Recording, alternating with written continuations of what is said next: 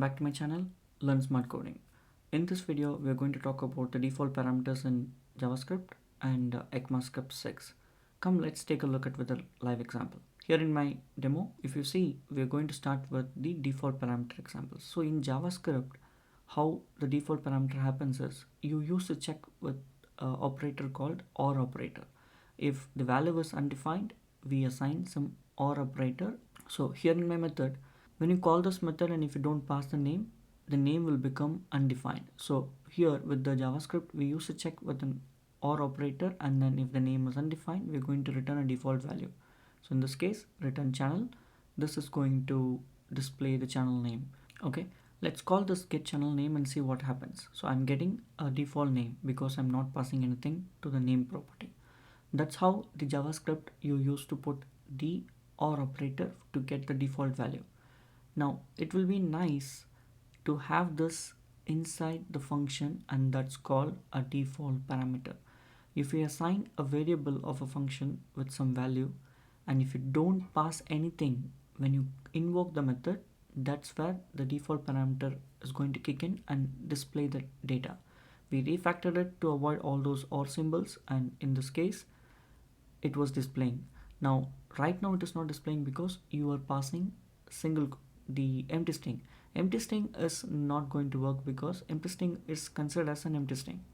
But if you pass undefined, it is going to treat as you have not passed anything. It is going to take the value of the default name and going to display it.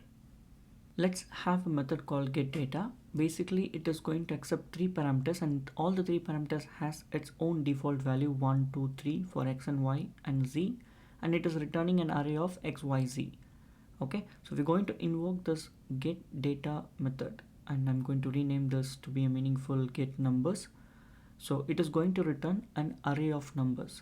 So what we will do is we will define a method after this called GetData.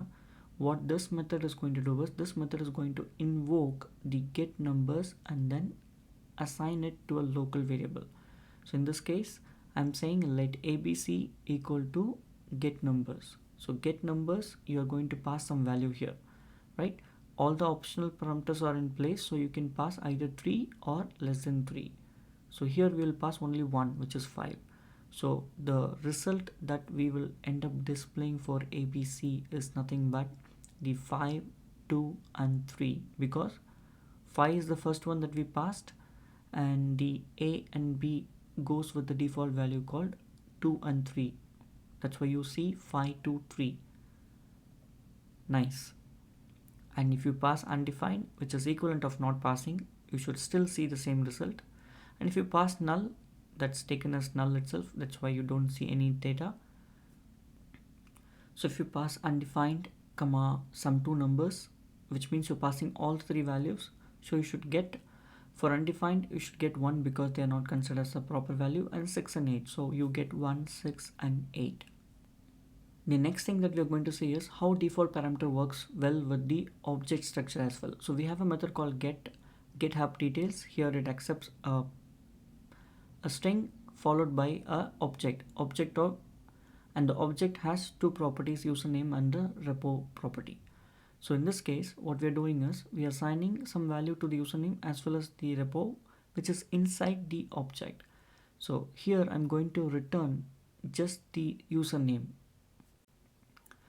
So I'm going to call this GitHub details and pass the parameters to it. The first one is the URL, and then the other one is the object. So I'll pass a new URL called github.com, and inside the object here I'm passing only the repo property, which means the username property is not passed.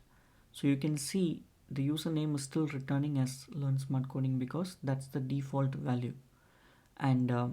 And if I change from the username to the repo as the return type, it is going to return the repo name called Angular for Beginners.